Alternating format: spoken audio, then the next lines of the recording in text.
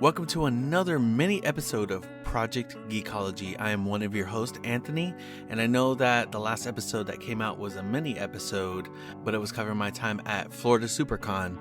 Well, guess what? This mini episode is going to be covering my time at Tampa Bay Comic Con. You know, in the month of July, I'd gone to 3 conventions. In the beginning of the month was SuperCon, and the weekend prior to Tampa Bay Comic Con, I went to this one called South Florida Convention, and that was a very small one. That was the first time I've gone to one that small, but it was a great time because it felt very intimate, and I was able to really speak with people more. I got to spend more time browsing because it was just so small. Tampa Bay Comic Con is a massive one. Well, it's a big one, kind of like SuperCon. So there's a lot to see, a lot of people around, and I went with my friend Miguel and his wife. They're both friends of the show, and so I had a really good time hanging out with them and really being able to check this convention out. I've been to this convention once, and this time around I went as press, so it was really cool being able to check this convention out with a different lens. And I want to talk about my time there. Just before I hop into my time at Tampa Bay Comic Con, like I said, I know that Dakota and I have not come out with a full-length episode in a while. Don't worry, we're going to be coming out with a regular-sized episode soon. We were supposed to have a Harry Potter and the Prisoner of Azkaban one out. Well, that one was supposed to come out instead of the SuperCon one, and the SuperCon one was going to come out after that one. But I think I spoke on the SuperCon episode and said that Harry Potter one just didn't come out well. That quality just wasn't good, and we did not want to release it because we here like to produce great quality. So don't worry, we're going to come out with it. We're going to eventually come out with that one, and we have an Indiana Jones one planned, and we also want to dive into some more anime. We haven't talked much about anime. I'll talk a little bit more about what I've been up to the next time Dakota and I get together to record an actual full-length episode. Oh, Dakota came down to Florida a couple weeks ago, and we got to hang out, and that was really cool, and we got to plan some episodes, so that's why I said that we have some stuff down the pipeline. So, Tampa Bay Comic Con. Like I said, I've gone to this once, and this was pre-COVID, and Project Geekology did not exist.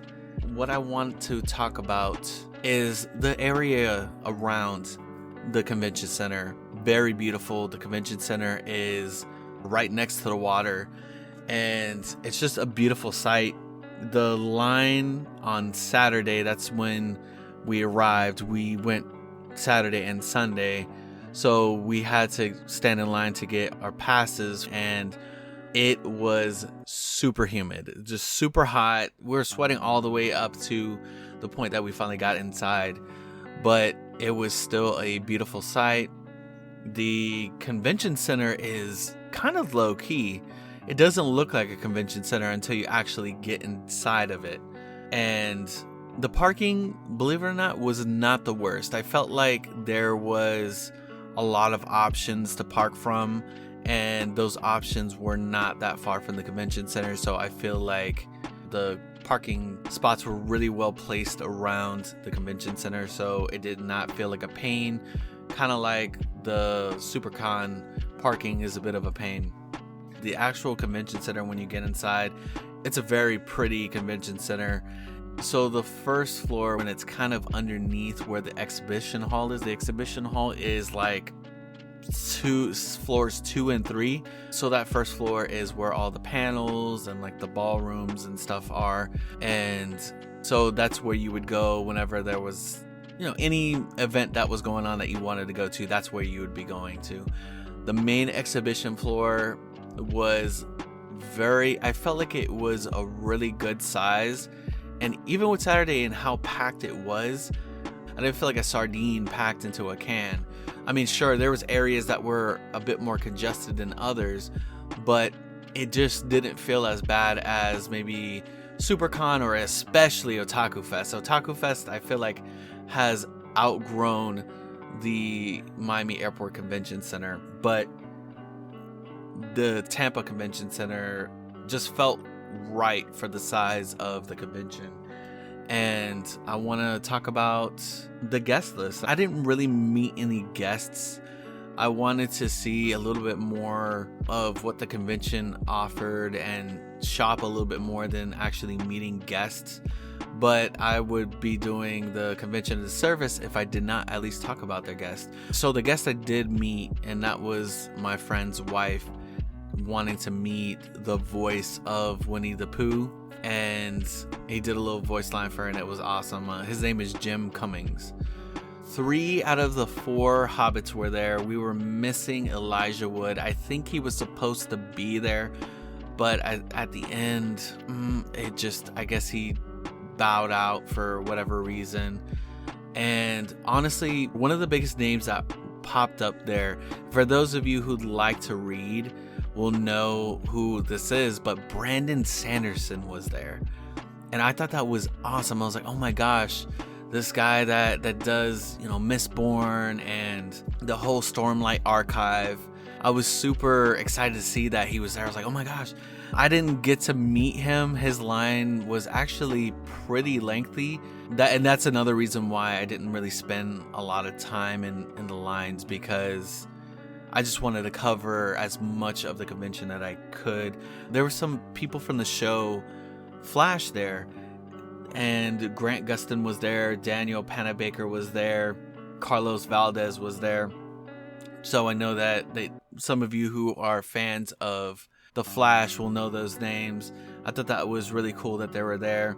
I felt like this convention, as far as celebrities, had a lot more outside of voice acting. Don't get me wrong, there was tons of voice talent out there, but I felt like they had more available than SuperCon. SuperCon had a lot of voice talent there, not so much of talent outside of that. And Corey Feldman was there. Those who are fans of the Goonies will know who that is. And Chris Sabat was there. And for those of you who know more or less about voice talent, Chris Sabat is a huge name in at least the English dubs of anime. He's done a ton of other things outside of anime. He's done video games and cartoons and whatnot, but he's pretty big for anime. He's well known for being Vegeta in the Dragon Ball series and All Might in My Hero Academia, as well as voicing in Full Metal Alchemist and just a whole bunch of other things. And so it was really cool to see him there. I've been to a couple of conventions that he's been there, but it's always awesome to see one of the voice acting legends there. We had Giancarlo Esposito there. Those who are fans of Breaking Bad and The Mandalorian and Better Call Saul and even I think Far Cry 6 know of him. And I mean, he's a legend. He's done way more than just what I spoke. And so he was there. Oh, and Jen Taylor and Steve Downs was there. And those of you who are huge Halo fans would know that they're both the voices behind Master Chief and Cortana. And there's so many that I could cover, and I could spend so much time on the voice talent. I want to talk about the exhibition floor.